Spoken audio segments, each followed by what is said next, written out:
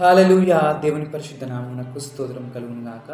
నన్ను చాలామంది అడిగిన ప్రశ్న ఏంటంటే, పాపము చేయకుండా ఎలా ఉండాలి అని చెప్పి అడిగారండి. మనము పాపం చేయకుండా ఉండాలి అంటే, మనము దేవుణ్ణి ప్రేమించే వారుగా ఉండాలి. దేవుణ్ణి ఎవరైతే ప్రేమించే వారుగా ఉంటారో, వారు పాపాన్ని అసహించుకునే వారుగా ఉంటారండి. ఫర్ ఎగ్జాంపుల్, మనం ఎవరినైనా ప్రేమించినట్టయితే వారికి ఏదైతే ఇష్టమో అదే చేయాలని చెప్పి చూసేవారిగా ఉంటాము. వారికి నచ్చినట్టే జీవించాలని చెప్పి ఆశపడేవారుగా ఉంటాము.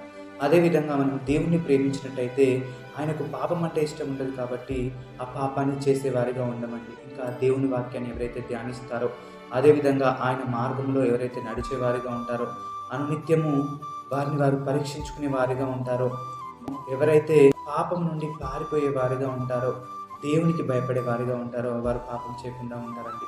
చూడండి, మనం యోసేపు జీవితంలో చూసినట్టయితే యోసేపు దేవుణ్ణి ప్రేమించాడు, దేవుని ఆజ్ఞలు పాటించాడు, దేవుని యందు భయభక్తులు కలిగి జీవించాడు కాబట్టి పోతిఫర్ భార్య తను పాపానికి ప్రేరేపించినప్పటికీ కూడా పాపానికి ఒప్పుకొనక పారిపోయినట్టుగా మనం చూస్తాం.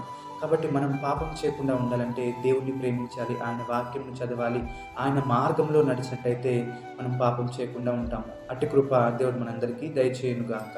ఆమేన్. హల్లెలూయా.